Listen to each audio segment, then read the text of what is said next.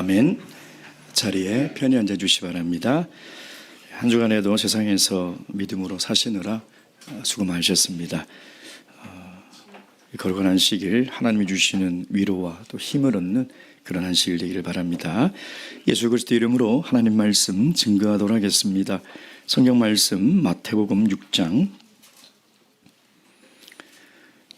19절에서 24절까지 말씀, 하늘의 보물을 쌓아두라 두 번째 시간입니다. 19절에서 24절까지 말씀 찾으셨으면 저와 함께 교독하도록 하겠습니다. 제가 먼저 읽겠습니다. 너희를 위하여 보물을 땅에 쌓아두지 말라. 거기는 좀과 동록이 해하며 도적이 구멍을 뚫고 도적질하느니라.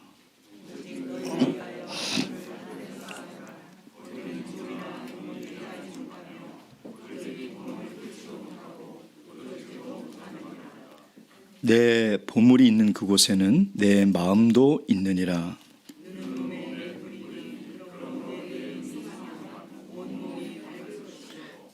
눈이 나쁘면 온몸이 어두울 것이니 그러므로 내게 있는 빛이 어두우면 그 어두움이 얼마나 하겠느냐.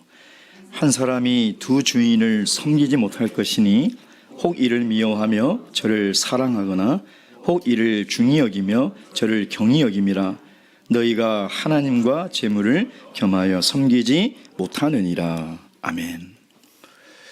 우리가 신앙생활을 하면서 하는 착각들이 몇 가지 있습니다.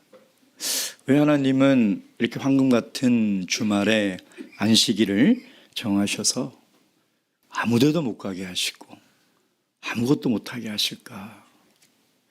안식일날 어디를 가고 다른 일을 할 때 왜 마음을 불편하게 하실까? 그런 생각 하지 않습니까? 또 하나님은 내가 정말 노력해서 열심히 번 수입의 10분의 1을 왜 달라고 하실까? 그러지 않아도 월급 받으면 명세서에 세금 떼고 못 떼고 국민연금 떼면 살점이 떨어져 나가는 것 같은데 하나님은 뭉텅이로 10분의 1을 떼가시니 이거 참 살림을 어떻게 해야 되나? 왜 하나님은 우리에게 이렇게 10분의 1을 달라고 하실까? 여러분 어떻게 생각하십니까? 정말 하나님이 안식일을 정하셔서 이 황금 같은 주말에 놀러도 못 가고 집에서 쉬지도 못하고 이렇게 안식일 날 성전에 나와서 우리를 힘들게 하시려고 그러시는 걸까요? 아니죠. 분명히 안식일은 하나님이 우리를 위하여 복을 주시려고 정하신 날이라는 것입니다. 그 문제는 그 복이 무엇이냐는 거예요. 여러분 우리가 안식일을 지킴으로 말미암아 우리의 믿음을 지키는 거예요. 안식일은 하나님과 우리의 약속의 표징이지 않습니까? 그리고 안식일을 지키면서 영원한 천국의 소망을 세상에 빼앗기지 않는 것이죠. 그러니 우리가 안식일을 지키는 것이 아니라 안식일이 우리의 신앙과 삶을 지켜주는 거예요. 여러분 이걸 착각하시면 안 돼요. 이걸 착각하는 성도는 안식일은 율법이에요. 멍해예요. 얼마나 그 신앙이 불행합니까? 안식일에 무슨 기쁨이 있을 것이며 무슨 즐거움이 있겠습니까? 마지못해서 와야 되는 것이고 안 가면 눈치 보이니까 오는 것이고 지키지 않으면 큰일이라도 날 것 같은 두려움 때문에 온다면 유대인들이 지키는 안식일과 그 사람이 지키는 안식일의 차이가 뭐가 있냐 이 말이에요. 하나님이 왜 우리 피 같은 수입의 10분의 1을 정말 세금 떼어가듯이 그렇게 뚝뚝 떼어갈까요? 왜 그럴까요? 하나님은 우리의 신앙이 병들지 않게, 우리의 마음이 재물과 돈에 병들지 않게, 결국은 내 영혼이 멸망받지 말라고 돈에서 자유하라고, 돈의 노예가 되지 말라고 하나님은 우리에게 10분의 1을 내라고 하는 것입니다. 왜냐하면 세상의 돈은요, 너무나 강력한 힘을 가지고 있어요. 그 수많은 사람들이 이 돈을 하나님으로 섬기고 있다니까요. 결국 그 하나님으로 섬기는 그 돈 때문에 내 믿음이 병들어가고 내 영혼이 종국에는 당하지는지도 모른 채 그렇게 살아가고 있다는 것이죠. 오늘 주님께서 우리를 향한 이 말씀은 우리를 향한 사랑의 마음으로 우리에게 하시는 거예요. 이 주님의 사랑을 우리가 깊이 깨달아 세상에 재물의 노예가 되지 마시고 하나님을 주인으로 섬기며 행복하게 살아갈 수 있는 성도님 되시길 주님의 이름으로 축원드립니다. 제자들 계속해서 보물을 땅에 쌓지 말고 하늘에 쌓아야 되는 이유를 계속해서 말씀하십니다. 21절 다 함께 읽겠습니다. 시작. 내 보물 있는 곳에는 내 마음도 있느니라. 22절 23절 시작. 눈은 몸의 등불이니 그러므로 눈이 나쁘면 온몸이 어두울 것이니 그로 내게 있는 빛이 어두우면 그 어둠이 얼마나 하겠느냐. 첫 번째 시간은 땅에 쌓아둬봤자 그거 언제 사라질지 모르기 때문에 그런 어리석은 일을 하지 말라는 것이죠. 그 약간 소극적인 거죠.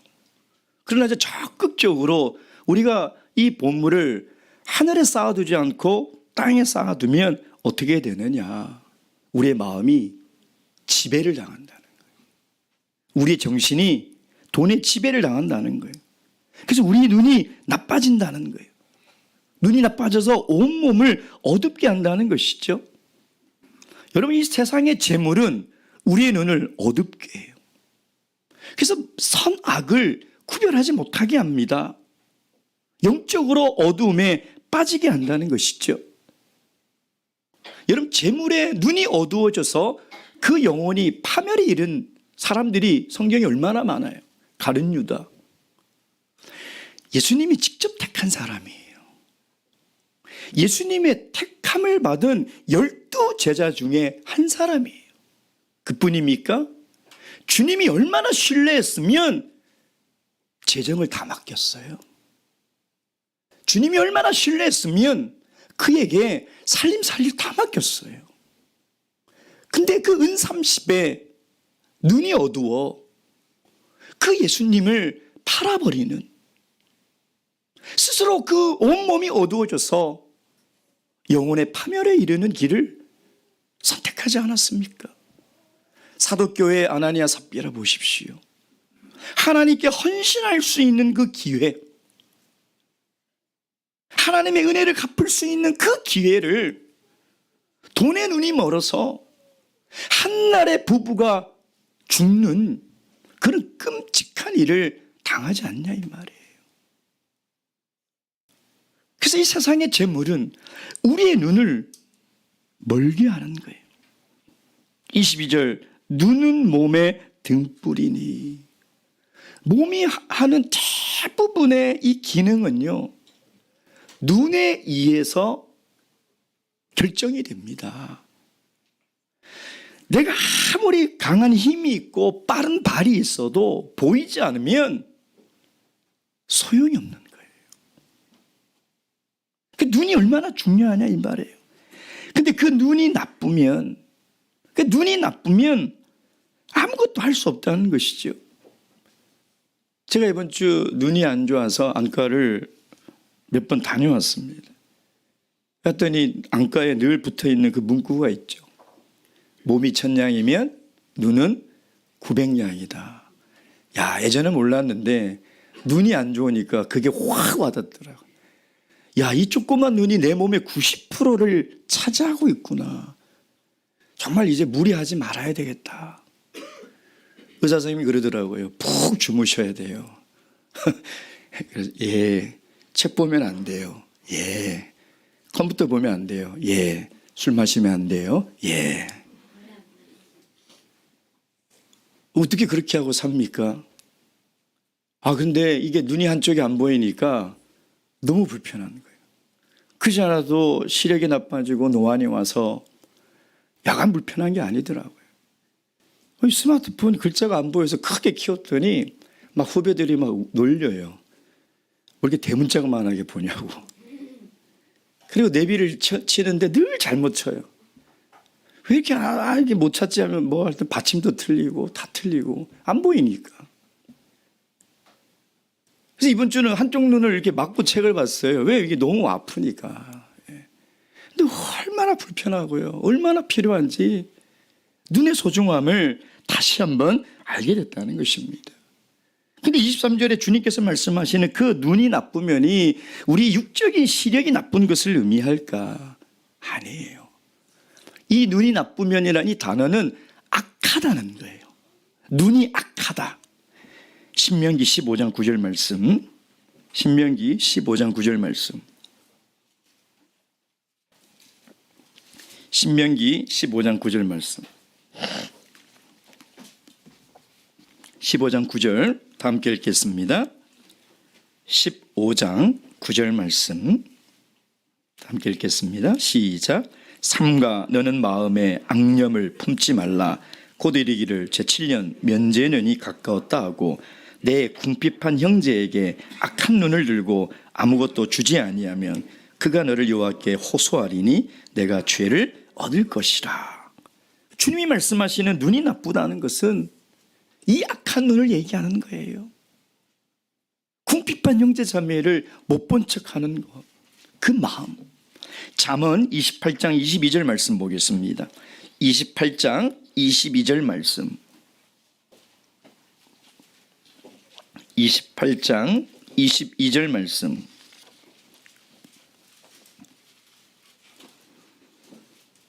28장 22절 찾으셨으면 함께 읽겠습니다. 시작.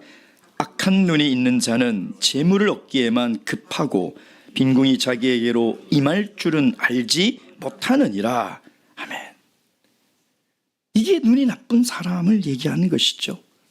근데 그 사람이 23절에 보면 그러므로 내게 빛이 어두우면 그 어둠이 얼마나 하겠느냐. 의문문이죠. 이 말은 무슨 말이에요? 네가 그렇게 악한 눈을 가지고 살아가면 네 삶에 임할 어둠이 얼마나 큰지 아냐는 거예요. 칠흑 같은 어둠 속을 살아가는 사람이 될 거라는 것이죠. 여러분, 눈이 먼 사람은 어둠 속에서 살아갈 수밖에 없어요. 근데 눈이 보이는 사람은 빛 가운데서 살아가는 것이죠. 그러니까 땅의 재물을 쌓아가는 사람은 눈이 나쁜 사람이에요. 자기는 땅의 재물을 많이 쌓아서 부한 것 같지만 사실 그 영혼은 어둠 속에서 살아가는 사람이에요. 절망과 멸망 속으로 살아가는 사람이라는 것입니다. 예수님께서 이 눈에 대한 묘사로 설명하는 그 이유가 이 뭐냐? 예수님 말씀하시는 이 눈의 문제가 뭘 말씀하실까요? 그건 그 사람이 가지고 있는 가치관이에요. 관점. 세상의 재물을, 세상의 물질을 내가 어떤 관점으로 볼 거냐는 거예요. 그걸 내가 소유하고 내가 부를 축적함으로써 그것이 성공하는 길이라고 생각하는 사람은 내 영혼이 망하든 어쨌든 열심히 이 땅에 재물을 쌓아두겠죠. 그 사람의 눈은 온갖 탐심과 욕망으로 세상을 바라보는 거예요. 그래서 움켜쥐기만 움켜쥐고 땅에만 쌓아두는 것이죠.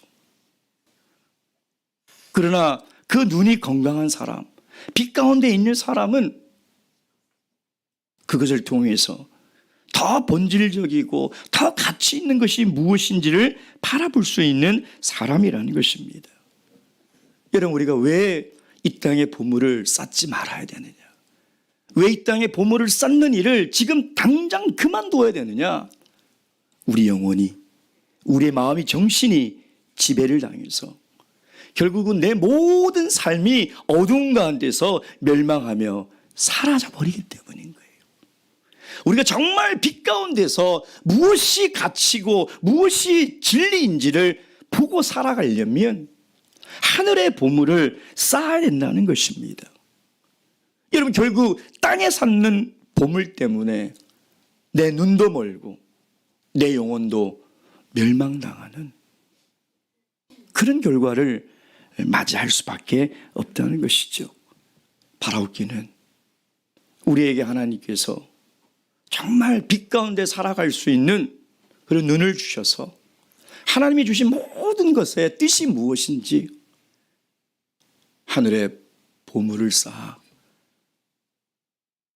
하나님의 빛 가운데 걸어가시는 저 여러분 되기를 주님의 이름으로 축원드립니다. 두 번째 우리가 살펴볼 것은 보물이 무슨 의미냐는 것이죠. 이 본문 말씀에 보면 예수님이 돈을 땅에 쌓지 마라, 재물을 땅에 쌓지 말라라고 하지 않고 왜 보물을 땅에 쌓지 말라고 하셨을까? 왜 돈이라고 하지 않고, 왜 재산이라고 하지 않고, 왜 보물이라고 하셨을까?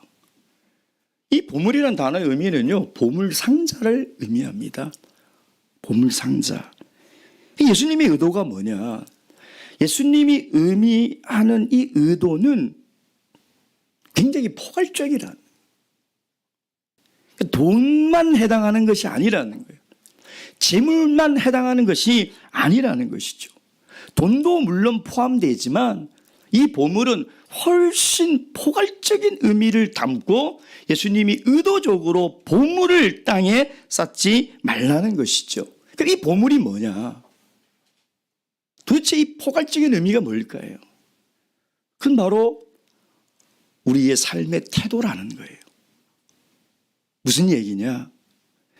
내가 이 땅을 살아가면서 내가 이 물질과 이 재산에 대해서 내가 어떤 태도를 가지냐는 거죠. 그래서 이 보물은 돈이 될 수도 있고 아파트가 될 수도 있고 자녀가 될 수도 있고 세상 쾌락이 될 수도 있고 성공과 명예도 될 수 있다는 거예요. 거기에 대한 내 삶의 태도가 어떠냐는 거예요. 정말 그걸 귀하게 여기냐 이 말이에요. 내 신앙보다 돈을 더 귀하게 여기고 집 한 채를 더 귀하게 여기고 내 자녀를 더 귀하게 여기고 내 세상 즐거움을 더 귀하게 여기며 살아가느냐. 예수님의 관심은 우리가 보물을 얼마나 많이 가지고 있느냐가 아니에요. 그 많이 가지고 있는 보물에 대한 내 삶의 태도가 어떠냐는 거예요. 우리가 많이 가지고 있다고 해서 하나님이 우리를 미워하시고 심판하실까요? 그렇지 않아요. 보물이 아무리 많아도요, 그 보물에 대한 나의 태도가 중요한 거예요. 아무리 이 세상 귀한 것이 있어도 예수 그리스도보다 귀한 것이 없고, 아무리 귀한 것이 있어도 내 신앙보다 귀한 것이 없다라고 생각하며 살아가는 사람이 있고, 반대로 그것이 더 귀하게 여기며 살아가는 사람이 있다는 것이죠. 그래서 주님이 말씀하시는 보물은 내가 무엇을 얼마나 가졌느냐 이 얘기가 아니라 그 보물이라고 여기는 그것에 대해서 너의 삶의 태도가 어떠냐는 것이죠. 여러분, 우리가 어떤 태도를 가져야 되겠습니까? 하나님이 우리에게 주신 많은 보물들이 있죠. 내가 정말 귀하게 여기는 것들이 있습니다. 왜 사람마다 없겠습니까? 귀한 것은 귀한 것이죠. 그렇지 않나요? 근데 우리가 어떤 태도를 가져야 되냐 이 말이에요. 우리가 절대 잊지 말아야 될 것은 우리의 인생이 나그네라는 것입니다. 다시 얘기하면 내가 귀하다고 여기는 그 모든 것들은 하나님께 빌려 쓰는 거예요. 이 땅에 내가 적신으로 와서 지금 누리고 살아가는 것 중에 내 것이 하나도 없다니까요. 다 하나님께서 빌려주셔서 쓰고 있는 거예요. 이 태도가 중요한 거예요. 내 것이 어디 있습니까, 여러분? 근데 왜 착각을 하냐 이 말이에요. 내가 노력해서 벌었다고 내 것입니까? 하나님이 벌을 수 있는 기회를 주시고 지혜를 주시고 건강을 보물을 주셨기 때문에 내가 보물처럼 생각하는 것을 지금 감사하게 누리며 살아갈 수 있는 거예요. 자녀가 귀하죠. 내가 낳았습니까? 내가 키웠냐 이 말이에요. 그러니 우리가 정말 나그네 인생을 살아가면서 하나님께 빌려 쓰고 있다는 것을 잊어서는 안 돼요. 이것을 우리가 깨닫는다면 우린 반드시 이 고민을 해야 돼요.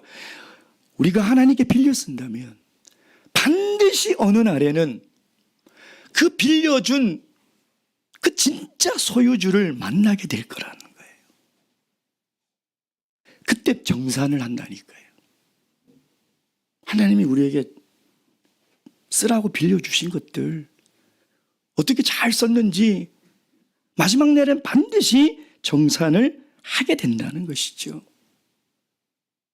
그래서 우리가 이것을 잘 깨달아야 내가 보물을 아무리 많이 가지고 있어도 그것을 나를 위해서 땅에 쌓아두는 불행한 인생이 아니라 이것을 나에게 주신 하나님을 의식하며 언젠가는 이것을 반드시 돌려드릴 그날이 있으니 나는 청지기처럼 그 빌려주신 분의 뜻에 맞게 내가 사용하며 살아야 되겠다.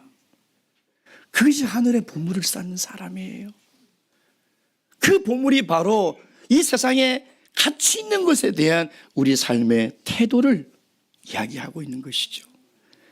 마지막 세 번째, 땅에 이 보물을 쌓아두고 살아가게 되면 결국은 어디까지 영향을 미치게 되느냐? 우리의 신앙까지 영향을 미치게 된다는 거예요. 우리의 신앙.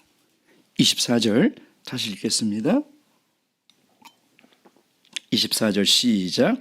한 사람이 두 주인을 섬기지 못할 것이니 혹 이를 미워하며 저를 사랑하거나 혹 이를 중히 여기며 저를 경히 여김이라. 너희가 하나님과 재물을 겸하여 섬기지 못하느니라. 아멘. 예수님은 오늘 19절부터 이 본문 말씀을 쭉 보면요, 친절하게 우리의 인생과 우리의 신앙을 위해서 어떻게 살아야 하는지를 자세하게 설명을 하십니다. 이렇게 친절하게 말씀하시는 분이 어디 있어요? 근데 그렇게 친절하게 말씀하시면서 둘 중에 하나를 택해야 된다는 거예요. 너희 보물을 땅에 쌓을 건지 하늘에 쌓을 건지 택해야 된다. 너희 눈을 어둠 가운데서 살아갈 건지 너희 눈을 빛 가운데 보면서 살아갈 건지 택해야 된다. 그리고 마지막, 하나님을 주인으로 모시는 신앙을 가지고 살아갈 건지 재물을 하나님처럼 섬기는 신앙을 가지고 살아갈 건지 택하라는 거예요. 둘 중에 하나만 택해야 돼요. 절대 두 개를 동시에 택할 수 없다는 거예요. 근데 이 친절한 예수님의 말씀을 믿지 못하는 사람들이 있어요. 이 친절한 주님의 교훈의 말씀을 말씀으로 받아들이지 않는 성도들이 있다니까요. 그래서 불가능한 주님의 이 명령에 도전을 해요. 월요일부터 금요일까지는 세상을 섬기고 물질을 섬기며 살아요. 누가 봐도 그 사람은 지금 땅에 열심히 재물을 쌓고 있고요. 누가 봐도 그 눈은 어둠 속에서 살아가고 있어요. 그리고 토요일은 와서 하나님을 섬기겠다는 거예요. 여러분, 우리 마음에 두 마음을 품고 있다는 것은 이미 우상을 섬기고 있다는 거예요. 구약의 이스라엘 백성들이 하나님께 심판을 받고 하나님이 그들을 가증하게 여긴 이유가 무엇이에요? 하나님과 바알을 함께 섬겼기 때문이에요. 근데 이 불가능한 이 일에 적지 않은 성도들이 계속 도전을 하고 타협을 하고 자기 합리화를 하면서 살아간다는 거예요. 24절에 있는 이 재물이라는 이 말은 그 원어가 마모나라고 하는데요. 이 마모나의 원형, 그러니까 이 어근이 뭐냐면 맘모나스. 영어로 제물이 맘몬이잖아요. 맘모나스. 근데 놀라운 것은 아멘, 그렇습니다, 신뢰한다, 믿는다, 이 단어의 어근과 맘모나스의 어근이 똑같아요. 똑같아요. 무슨 말이냐? 아주 오래전부터, 고대부터 사람들은 재물을 어떻게 했다고요? 신뢰했다니까요. 재물을 신처럼 믿었다는 거예요. 아주 오래전부터. 이 일은 오늘 현대에 와서 생겨난 것이 아니라 인간은 아주 오래전부터 재물을 하나님처럼 믿고 신뢰하며 섬기며 살아갔다는 거예요. 여러분, 그래서 이 땅에 이 재물은 너무 강력해서 우리의 마음을 지배하고 우리의 정신과 영혼까지 지배해서 결국은 우리의 신앙을 병들게 만드는 거예요. 오늘 예수님이 그런 그리스도인이 있을까 봐 친절하게 설명을 하잖아요. 두 줄 못 섬긴다. 왜? 이것을 사랑하면 저것을 미워할 수밖에 없고 이것을 미워하면 저것을 사랑할 수밖에 없다. 불가능하다는 거예요. 얼마나 친절해요? 왜 불가능한지까지 주님께서 다 말씀을 하고 계시잖아요.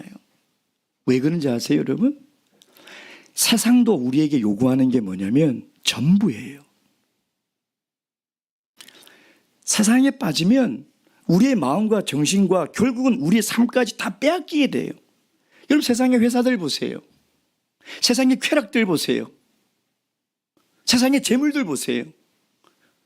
결국은 우리의 전 삶을 다 요구하는 거예요. 하나님도 마찬가지죠. 신명기 6장 4절 말씀 보겠습니다. 신명기 6장 4절 말씀.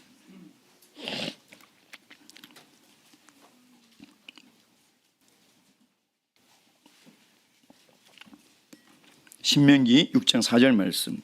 4절 5절. 6장 4절 5절. 자, 찾으셨으면 함께 읽도록 하겠습니다. 6장 4절 5절 시작. 이스라엘아 들으라.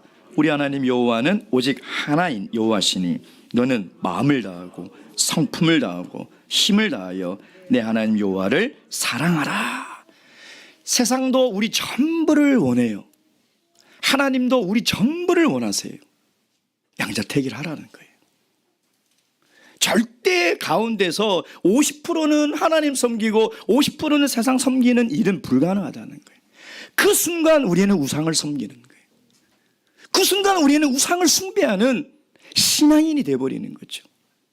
여러분, 제가 저번 시간에 서론할 때 말씀을 드렸잖아요. 세상은 우리의 신앙을 병들게 하려고 최선을 다해서 공격하고 있다고 그랬죠. 세상을 절대 만만하게 봐서는 안 돼요. 세상은 할 수만 있으면 신앙이 굳건하다고 생각하고 열심히 신앙생활 하는 사람도 잡아뜨리려고 해요. 최선을 다해서 공격을 하고 있어요. 그래서 우리가 절대 착각을 하지 말아야 될 게 뭐냐면 우리는 세속적인 것이고 세상적인 것이다 그러면 세상 사람들이 하는 일이라고 생각해요. 그리고 믿는 우리 그리스도인들은 하지 않는 일이라고 생각하죠. 무슨 얘기냐? 우리는 세속적이다 그러면 세상 사람들이 술 먹고 담배 피고 도박하고 쾌락 즐기고 그걸 세속이라고 생각해요. 우리 믿는 사람들은 하지 않죠. 우리 믿는 사람들은 기도하고 예배드리고 봉사하고. 이게 얼마나 위험한 생각인지 아세요? 마귀가 그렇게 호락호락하지 않다니까요. 이거는 눈에 드러나잖아요.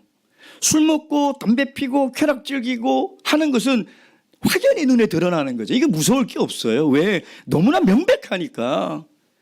진짜 무서운 게 뭔지 알아요? 우리 신앙인들이 하는 그 행위 안에 들어온 세속적인 가치예요. 이게 우리 신앙을 병들게 한다니까요. 이게 왜 위험한지 알아요? 우리가 잘 못 깨달아요. 내 신앙이 세속적 가치가 들어와서 지금 우상을 섬기고 있는지 본인이 잘 몰라요. 이게 정말 무서운 거예요.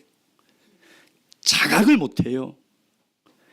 세상은 너무나 교묘해서 아주 은밀하게, 아주 치밀하게 우리가 기도하는 신앙의 행위에 들어오고요, 우리가 예배하는 경건한 시간에 들어오고 우리 신앙 안으로 들어온다니까요. 이게 위험한 거예요. 예수님이 하시는 말씀은 지금 누구에게 하느냐, 세상 사람들에게 하는 것도 아니고 구도자에게 하는 것도 아니에요.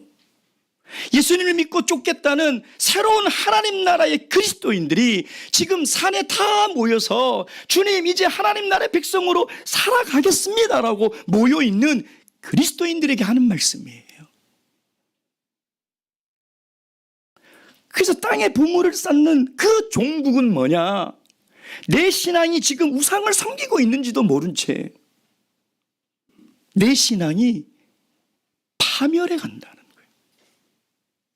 하나님과 우상을 겸하여 섬기면서도 내가 지금 어떤 상태인지를 자각하지 못하며 살아가게 된다는 것입니다. 여러분, 이게 무서운 거예요. 드러나지 않기 때문에. 이게 정말 교묘한 거죠. 이번 주 우리 한나회 매월 한 번씩 독서 모임을 합니다. 그래서 이번 달에 연말이라서 송년 모임 겸 우리 한 가정에 가서 이 모임을 했어요. 정말 태어나서 처음 먹어본 음식들을 이렇게 먹고 정말 주 안에서 즐거운 시간을 보냈어요.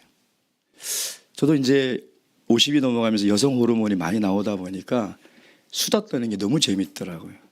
그래서 한 3시간 같이 이렇게 신앙의 얘기들을 참 나누고 시간 가는 줄 모르고 이렇게 있었는데, 모임을 하는데 우리 한나의 신도들이 다 하나같이 선물을 이렇게 가지고 오더라고요. 1년 동안 고마웠던 그 지체들에게 감사의 마음을 정하면서 서로 이렇게 선물을 정하더라고요.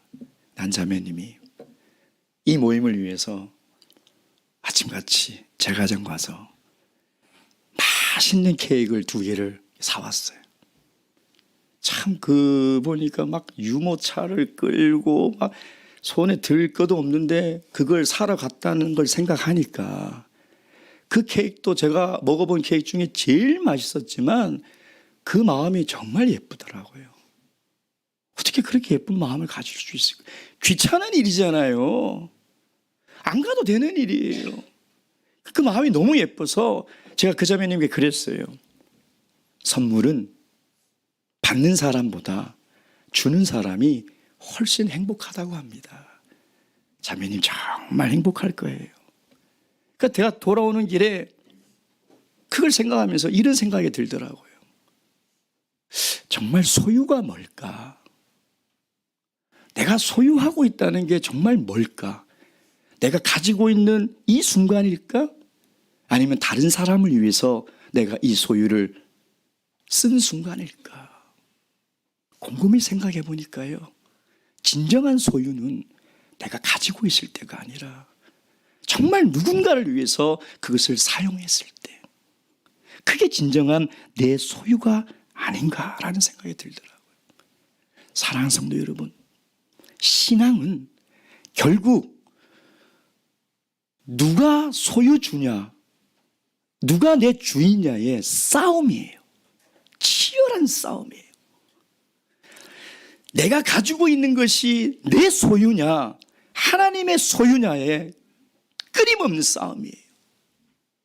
내 인생의 주인이 나냐, 내 인생의 주인이 하나님이냐, 이 끊임없는 논쟁이 우리가 죽을 때까지 해야 되는 논쟁이라는 것입니다. 분명한 것은 우리가 하나님을 택하여 하나님을 섬기면 돈의 자유를 얻어 돈을 사용하며 행복하게 살아갈 것이고, 내가 돈을 택하는 순간 나는 돈의 노예가 되어서 살아가게 된다는 거예요. 여러분은 어느 것을 택하시겠습니까? 묵도하시겠습니다.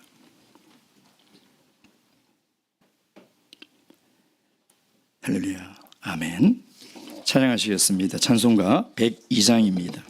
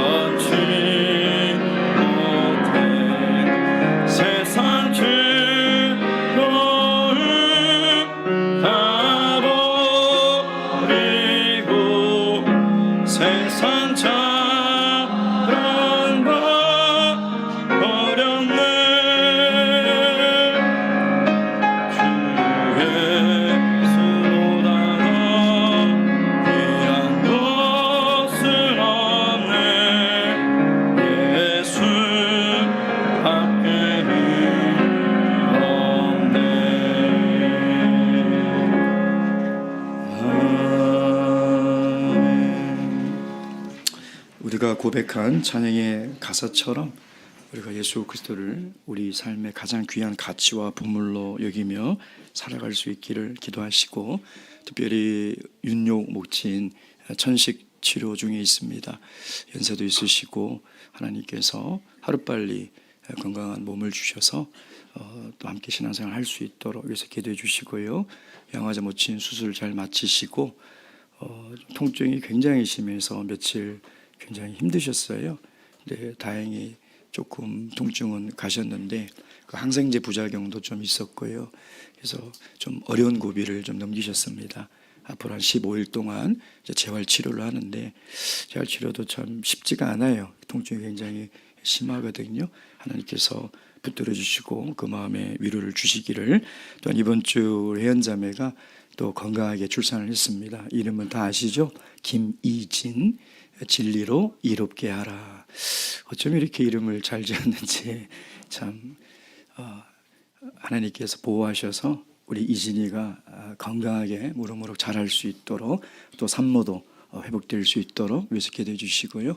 또 이번 주 일요일 날 정은빛 자매가 그 담낭 제거 수술을 위해서 입원하고 월요일 날 수술이 있습니다. 꼭 기억하셨다가 그 시간에 함께 한 마음으로 기도